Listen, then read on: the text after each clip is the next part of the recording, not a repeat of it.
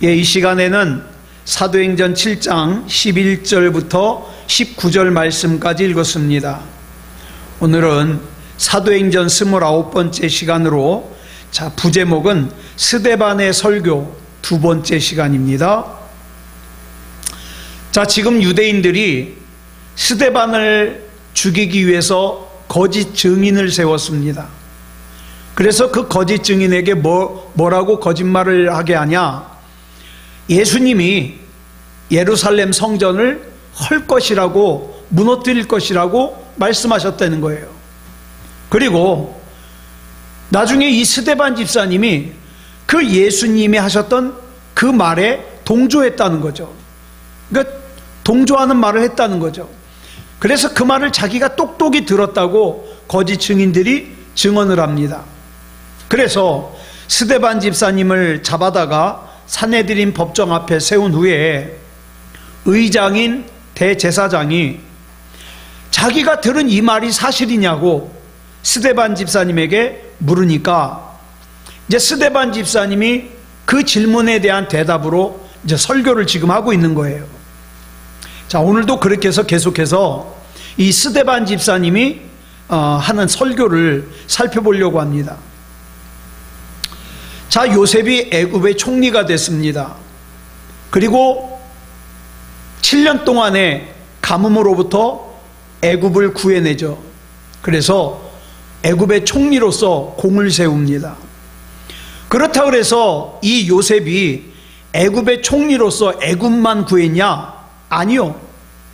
이 당시 대기근이 애굽에만 있던 것이 아니라 애굽을 비롯해서 지중해 연안 전 지역을 강타했습니다. 그렇기 때문에 얼마 떨어지지 않은 가나안 땅에 살고 있던 야곱의 집도 기근을 피할 수가 없어요.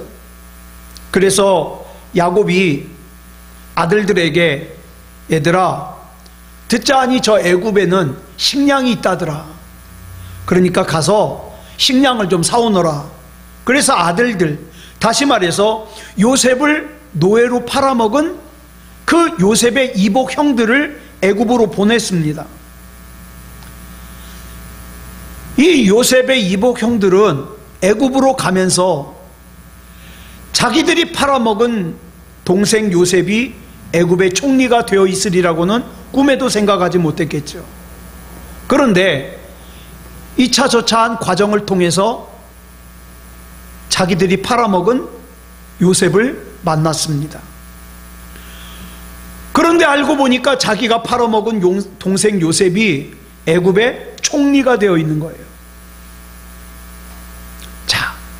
요셉의 입장에서는 얼마나 복수하기 좋은 기회입니까? 그런데 본문 14절에 이렇게 기록하고 있습니다. 시작.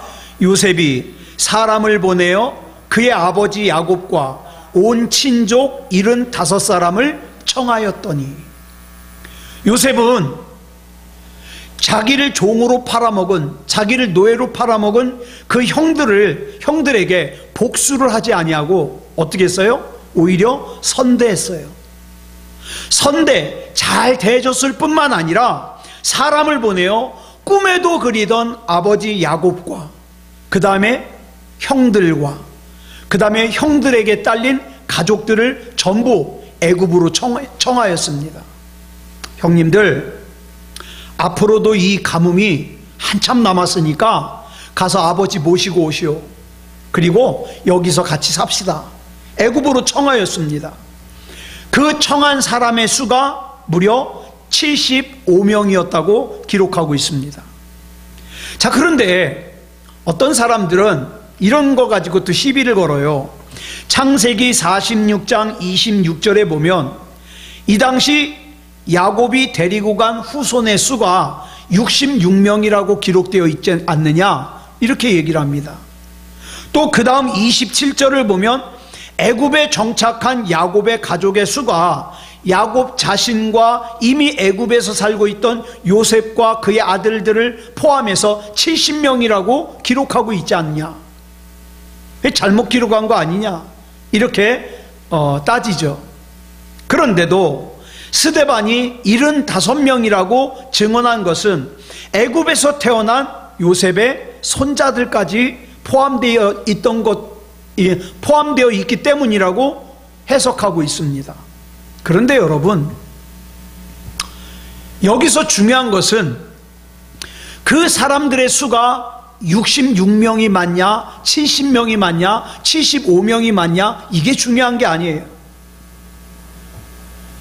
여기서 중요한 것은 요셉이 사람을 청했다는 이 표현이에요. 사람을 청했다.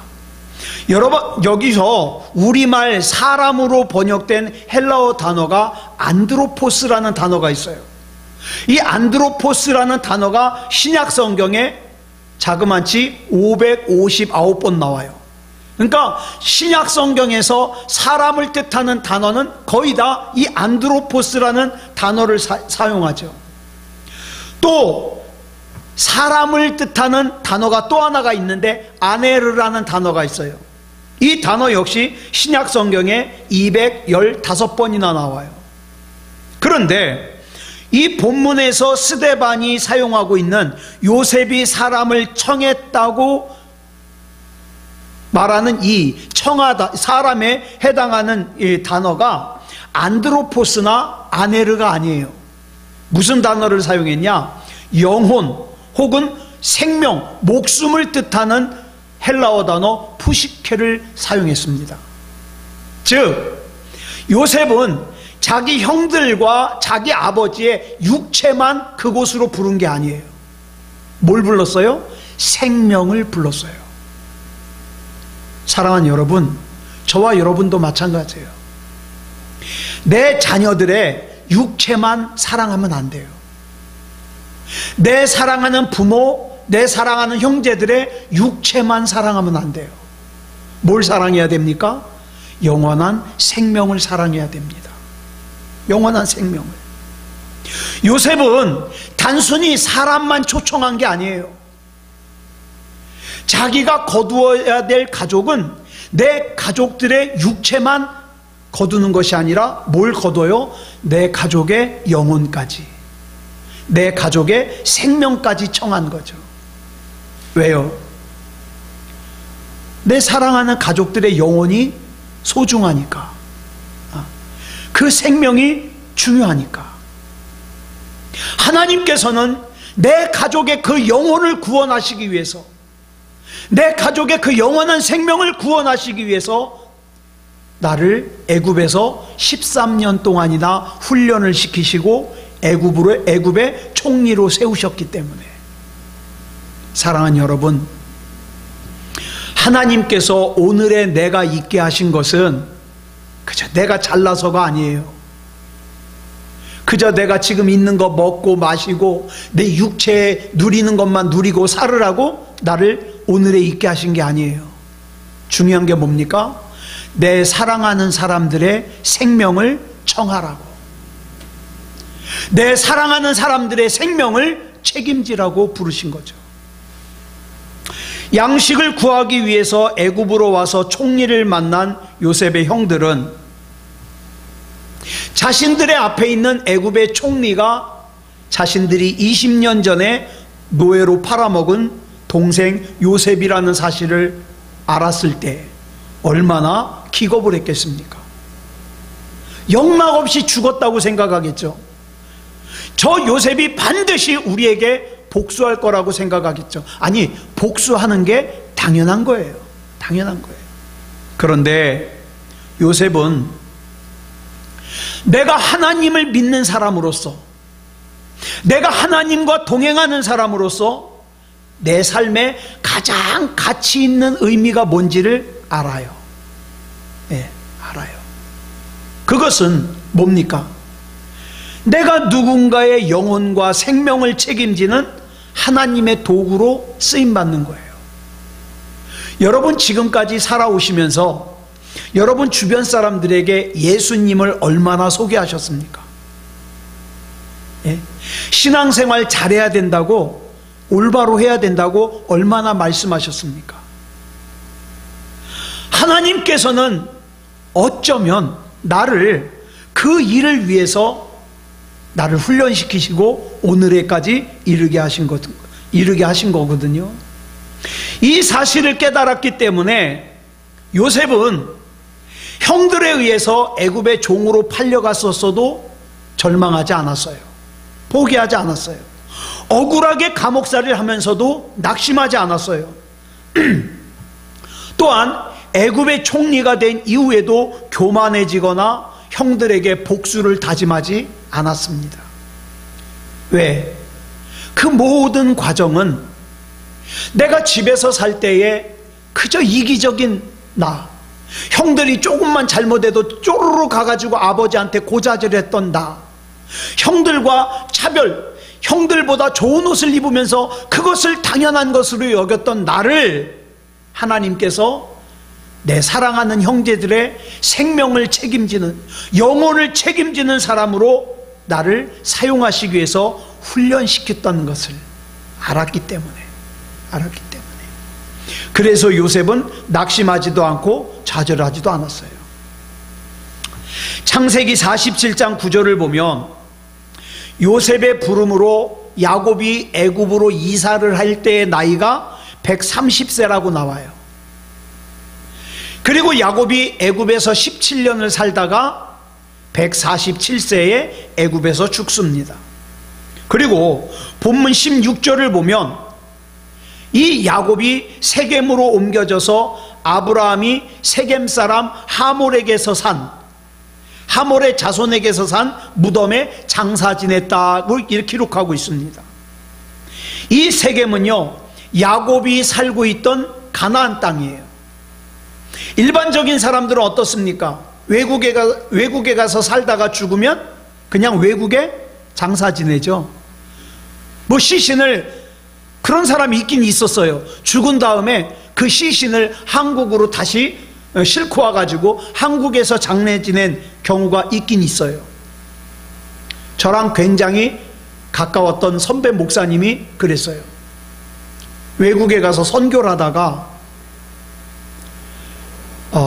불의의 사고로 순교를 당하셨는데 그 시신을 관에다 넣어가지고 한국으로 와가지고 장사를 치렀거든요. 그런데 대부분의 경우는 어떻습니까? 그냥 외국 현지에서 장사를 지냅니다. 그런데 야곱은 죽은 후에 아브라함이 세겜 사람인 하몰의 자손에게서 은을 주고 구입한 무덤에 장사 지냈다고 스데반이 설교했습니다. 그런데 창세기 23장을 보면 아브라함이 무덤으로 구입한 곳은 해쪽 속 에브론에게 구입한 막벨라 동굴이에요. 그런데 스데반은 본문에서 어디를 언급합니까? 야곱이 세겜 사람인 하몰의 자손에게서 산 곳을 얘기를 하고 있어요. 창세기 33장 19절에 나오죠.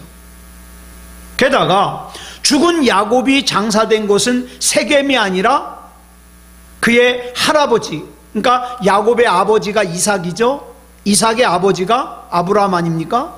그 아브라함이 구입한 막벨라 동굴에 장사 지냈습니다. 그런데 지금 스데반 집사님이요, 자 보세요. 이 야곱을 장사 지낸 이 막벨라 동굴과 그 다음에 세겜 사람인 하몰의 자손에게서 산 땅은 다른 곳이에요. 그런데 지금 스데반이 아브라함이 구입한 막벨라와 야곱이 구입한 세겜의 무덤을 갖다가 한데 합쳐가지고 뭐라고 얘기를 하냐? 야곱이 죽은 다음 아브라함이 세겜 하몰의 자손에게서 은으로 값주고 산 무덤에 장사되었다, 이렇게 한꺼번에 얘기를 하고 있어요. 이게 스데반이 지금 착각을 해서 이렇게 얘기를 하는 게 아니에요. 우리는 이거 착각한 거 아니야? 왜 두 군데를 갖다가 같이 취급을 할까? 그런데 2000년 전에 유대인들은 이렇게만 얘기를 해도 이게 무슨 뜻인지 알아요. 이게 지금 스데반이 강조하고자 하는 게 뭐냐면은 그들의 조상인 아브라함과 야곱이 값을 치르면서까지 굳이 무덤을 샀다는 거예요. 여러분, 우리는 죽은 사람을 위해서 묘자리 사는 거 우리는 당연한 거예요. 그죠? 예. 그런데 여러분, 옛날 아브라함과 야곱 이때에는 죽은 사람을 위해서 묘자리를 산다? 무덤을 하려고 뭘 산다? 이건 당연한 게 아니에요. 이상한 거예요. 자, 그럼 왜 무덤을 샀느냐? 이게 중요하죠. 왜 무덤을 샀느냐? 하나님께서 하란에 있던 아브라함을 가나안 땅으로 인도하셨습니다. 그런데 스데반이 사도행전 7장 5절에서 증언한 것처럼 가나안으로 인도하셨지만 아브라함에게 발붙일 만한 땅을 한 평도 주시지 않았어요. 그 대신에 이 가나안 땅을 장차 태어날 내 자손에게 줄 거야, 약속만 하셨습니다. 동시에 하나님께서는 창세기 15장 13절을 통해서 아브라함의 자손들이 400년 동안 애굽에서 종살이 할 거라고 말씀하셔요. 종살이가 뭡니까? 노예가 뭡니까? 가장 밑바닥 인생이에요. 내 자손이 400년 동안 종살이를 한대요. 자, 하나님께서는 당신의 사랑하는 백성을 가장 밑바닥에서부터 일어나는 강인한 민족으로 세워주기를 원하십니다. 아브라함은 그런 하나님의 모든 계획과 섭리와 말씀을 굳게 믿었어요. 여러분, 저와 여러분도요, 하나님께서 내 일을 잘 풀리게 해주시는 것만이 하나님의 일이라고 생각하지 마세요. 때로는 저와 여러분을 믿음다운 믿음으로 이끄시기 위해서 어려운 일을 만나게 하실 수도 있어요. 아브라함은 그것까지 받아들이는 거예요. 그것까지. 그래서 결국 자신의 후손이 가나안 땅을 유업으로 받는 큰 민족이 될 거라는 걸 확신합니다.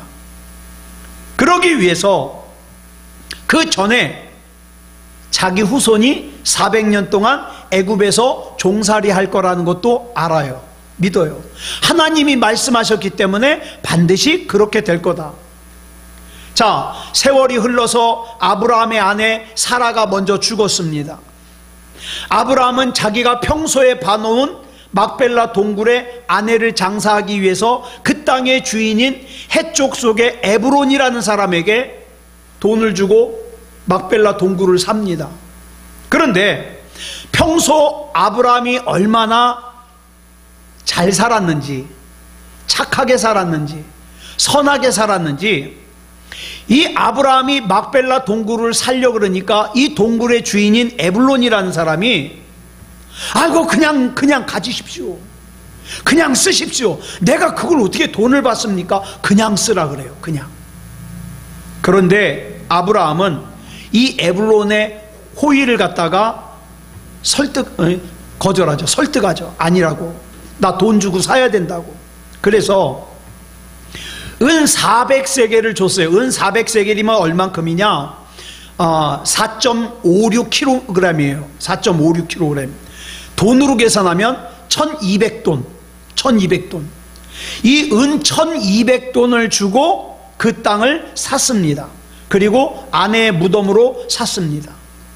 나중에 자기도 거기에 장사되었어요. 자, 그러면 여기서 우리는 이상하잖아요. 아, 왜 아브라함은 그냥 그 땅을 가지라는데, 그 무덤을 그냥 사용하라는데 왜 굳이 은 1200돈을 주고 그 땅을 샀을까? 무덤을 샀을까? 이게 중요해요. 그 이유는 간단해요. 아브라함은 하나님께서 자기 후손에게 가나안 땅을 주신다고 약속하신 것을 믿었어요. 또 하나님께서 그 전에 400년 동안 애굽에서 종살이를 하게 할 거라는 것도 믿었어요.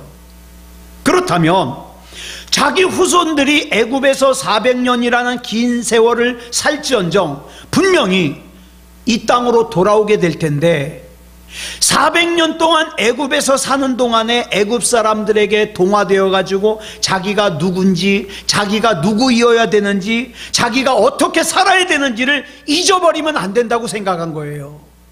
그래서 그 후손들에게 너희들이 살아야 될 곳은 애굽이 아니라 궁극적으로 이 땅 가나안이라는 것을 알려주기 위해서 표시가 있어야 되잖아요. 그래서 자기가 거기에 무덤을 산 거예요. 사랑하는 여러분, 이걸 굳이 표현한다면 뭡니까? 하나님의 약속을 믿고 첫삽을 뜨는 거예요.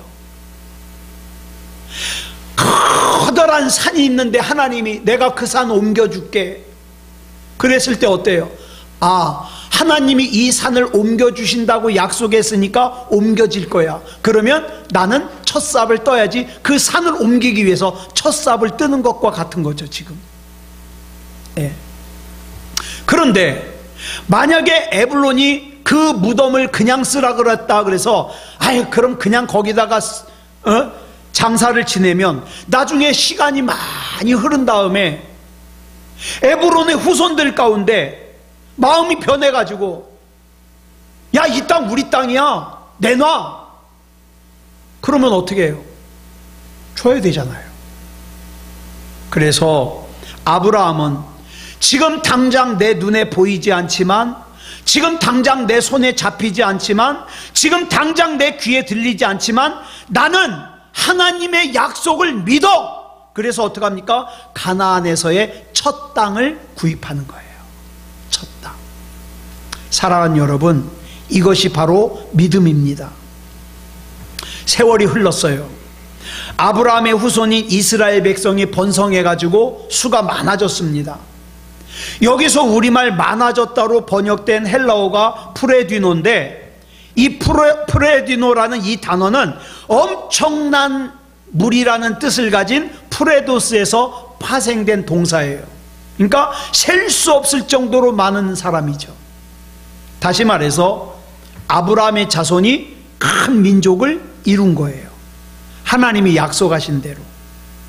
자, 요셉의 초청으로 애굽으로 이사간 야곱의 식구는 애굽에 이미 정착한 요셉과 요셉의 가족들, 손자들 전부 합쳐가지고 75명밖에 안 돼요.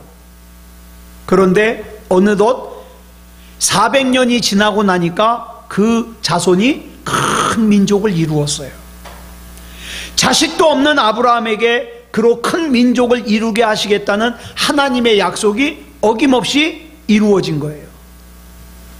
이 시간에 우리가 특별히 생각하고자 하는 말씀이 뭐냐? 본문 17절 상반절이에요. 우리 줄친 것만 읽겠습니다. 시작. 하나님이 아브라함에게 약속하신 때가 가까우매. 도대체 하나님께서 아브라함에게 약속하신 때가 언제를 의미할까요? 우리가 이미 앞에서 살펴본 사도행전 7장 6절에 답이 있어요. 같이 읽겠습니다. 시작. 하나님이 또 이같이 말씀하시되 그 후손이 다른 땅에서 나그네가 되리니 그 땅 사람들이 종으로 삼아 400년 동안을 괴롭게 하리라 하시고. 자, 하나님께서는 일찍이 아브라함의 후손들이 400년 동안 애굽에서 종살이를 거칠 거라고 말씀하셨어요.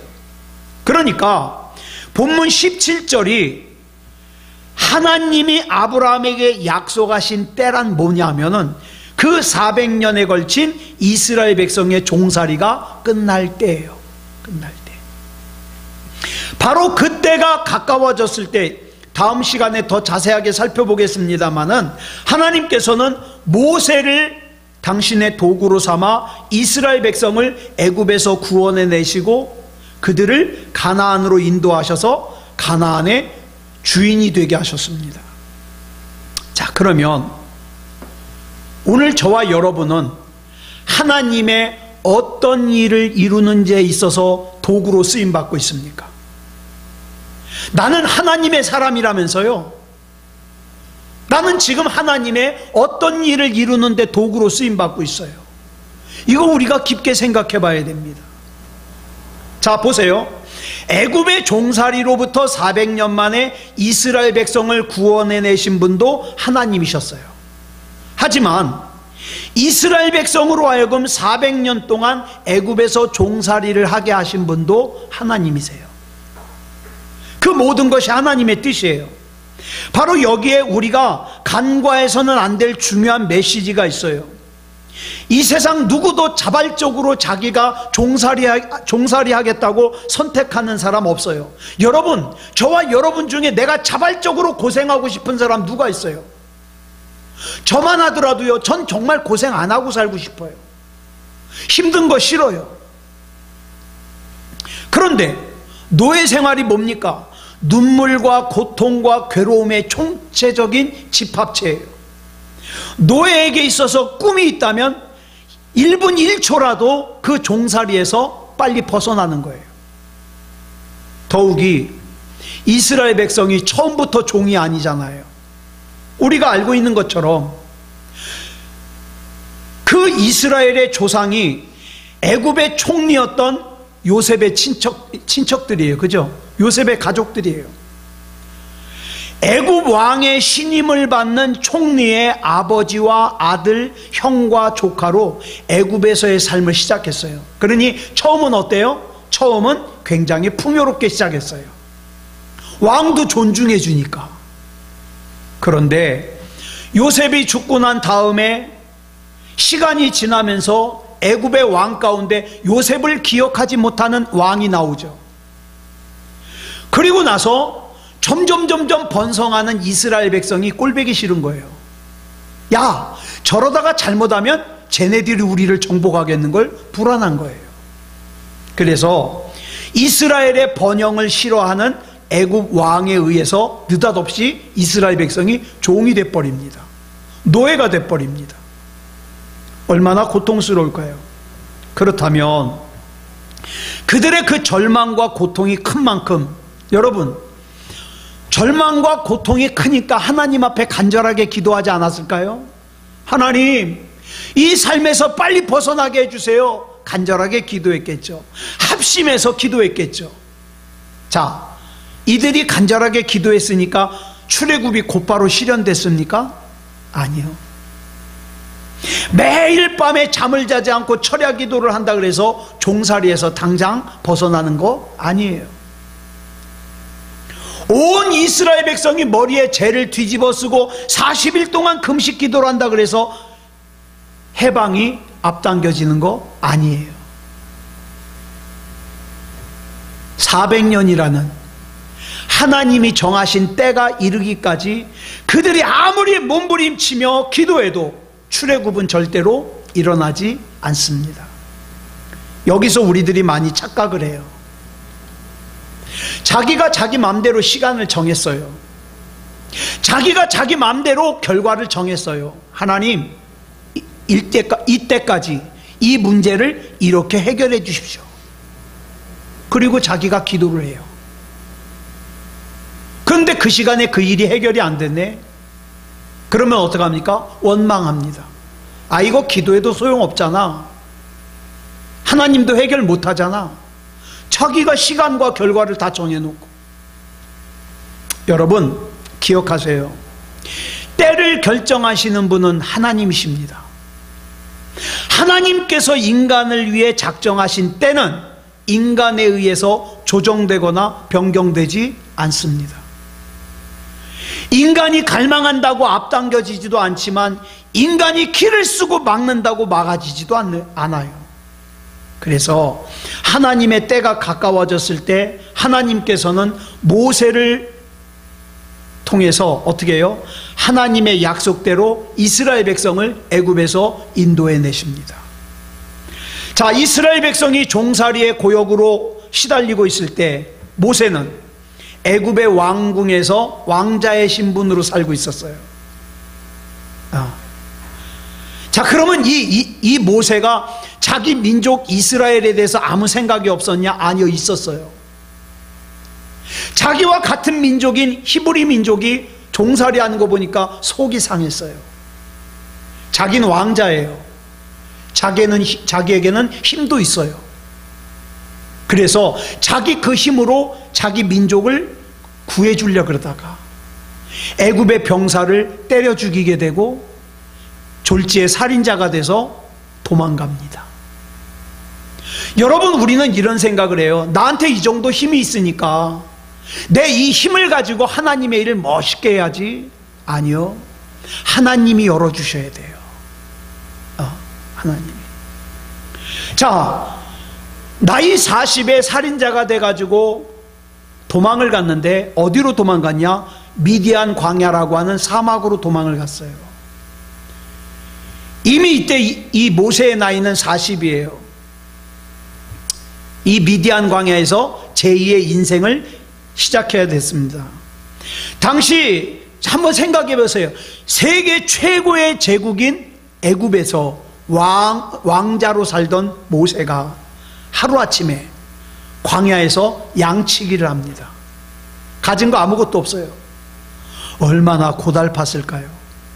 모르긴 몰라도 모세는 이런 생각했을 거예요. 내가 왜 그랬을까? 내가 왜 그렇게 경솔했을까? 자기 가슴을 쳤겠죠. 왜 그랬을까? 그런데 그 모세에 대하여 스데반이 본문 30절부터 32절까지 이렇게 증언하고 있어요. 시작. 40년이 참에 천사가 시내산 광야 가시나무 떨기 불꽃 가운데서 그에게 보이거늘 모세가 그 광경을 보고 놀랍게 여겨 알아보려고 가까이 가니 주의 소리가 있어 나는 내 조상의 하나님 즉 아브라함과 이삭과 야곱의 하나님이라 하신데 모세가 무서워 감히 바라보지 못하더라. 하나님께서 비천한 광야의 양치기에 불과한 모세를 출애굽의 대지도자로 하나님의 위대한 도구로 부르시는 장면이에요. 그런데 이때 모세가 나이가 몇 살이냐? 80이에요. 40년 동안 양치기를 한 거예요. 자, 근데 왜 하필이면 이때입니까? 그 이유를 스데반이 뭐라고 시작합니까? 40년이 참해 그랬어요. 40년이 참해. 무슨 뜻이에요? 이때 역시 작정하신 분이 누구다? 하나님이다. 사랑하는 여러분, 우리는 이런 생각합니다. 내가 조금만 더 고생하자. 10년 고생할 거 내가 5년으로 당기자. 지독하게 돈을 좀 모아보자. 내 인생을 바꿔보자.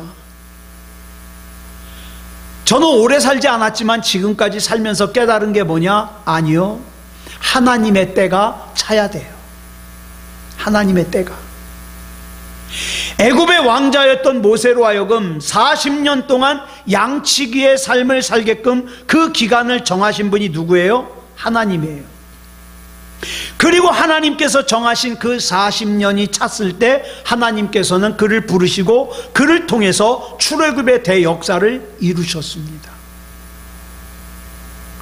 우리는 여기서 똑같은 메시지를 접하게 돼요.